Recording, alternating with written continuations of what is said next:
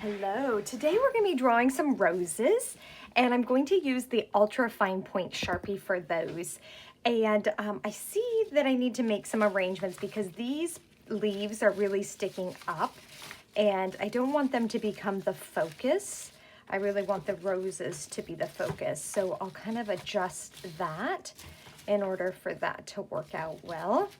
And now your view, because I'm coming from a little angle, will be a little different. So you can either follow along with me or you can look at the roses and draw your own. So I'm gonna start with the one that is furthest up and I'm gonna go ahead.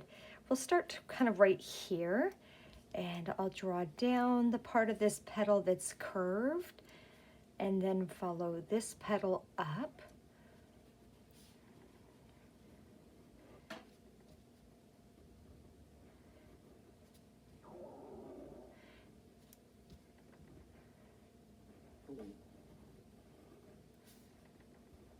Okay, kind of getting lost in these petals.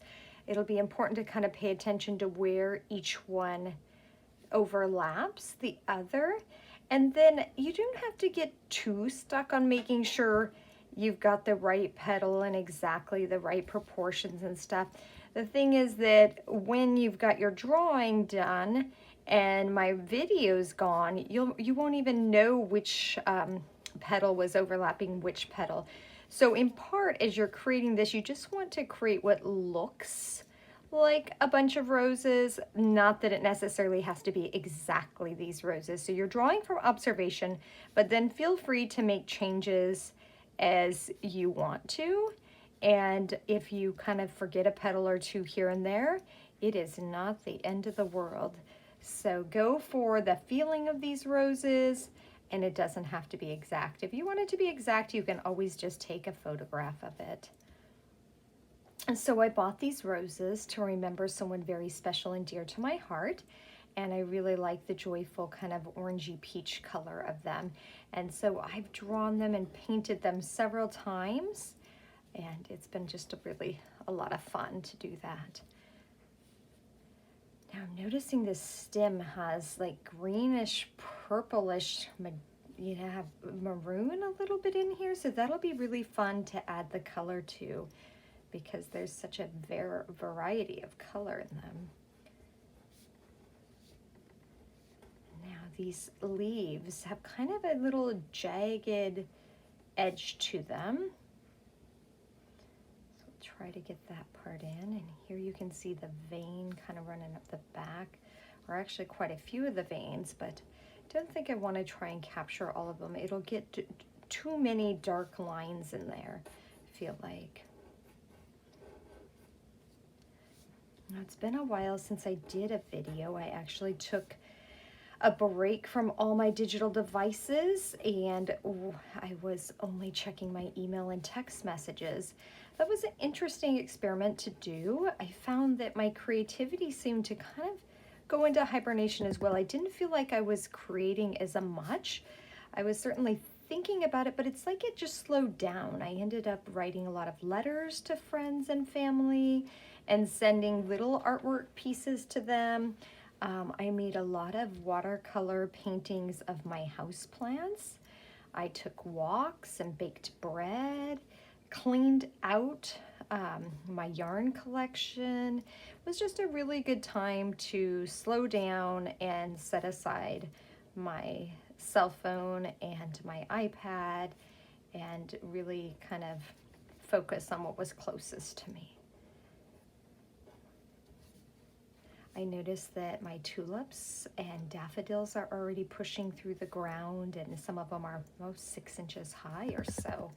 So that'll be fun to be able to start drawing those in just a few short months. I do hope we have some winter yet ahead of us. I'm not ready to give up the possibility that we might have a good snowfall.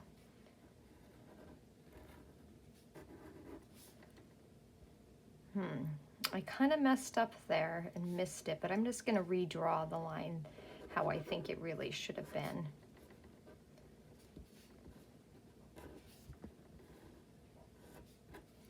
Okay, they're coming together. Here I have to almost touch and see what's next to what to follow because get kind of lost in all these petals. Here we go. There's one right here coming up.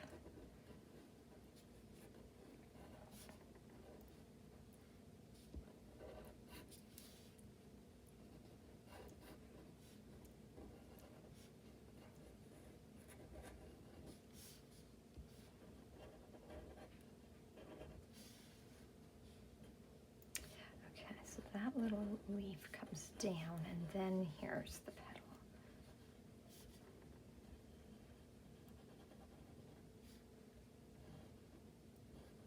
Well, I hope you've been having a good time making time for yourself for art and for creating, whatever way that is, whether you like drawing and painting or knitting, crocheting, ceramics. It's just so good to create, especially the time we've been in when making something can be so relaxing.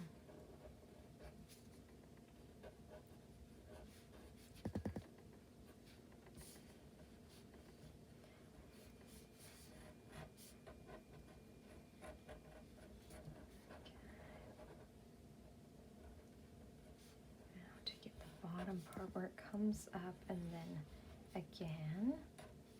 I feel like I'm getting a little jerky in here, and so I need to be careful because it like stops and starts as I'm looking, and so I better hold my Sharpie just a little lighter on my paper, and I think that will help. It's a little tricky as my eye is following, and I'm really looking at the roses and trying to look more at the roses than at my paper. Oops, sorry, a little bumped my table there. Probably jarred the camera a bit.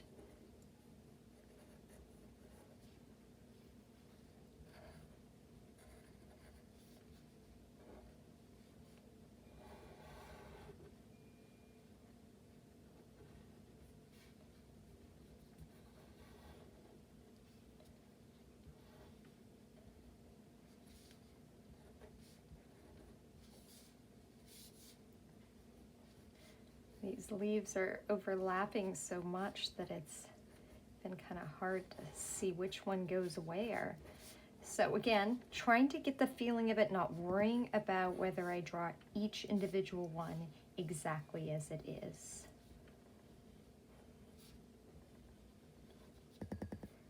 And when you add color, it will really help to see where each piece is in the whole.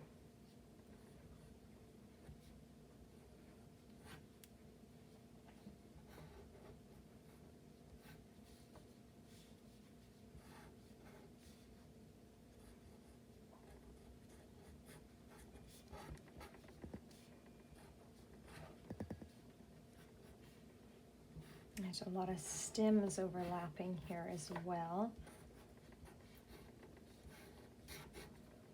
Okay, wow, so we've got 1, 2, 3, 4, 5 of the roses, and then there's one more that I see, and there's one down here that is not as visible in my view, and so there's not going to be much of that one in mine. Feel free to draw though what you see versus from my view.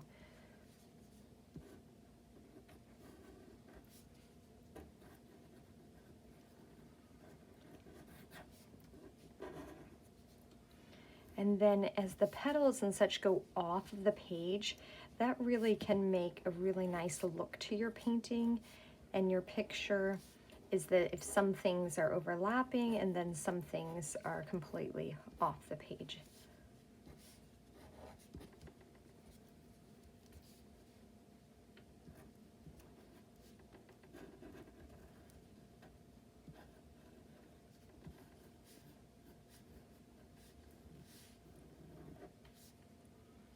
Here's just a faint little line there. A couple petals visible, and then the leaf, the last few leaves will get on here.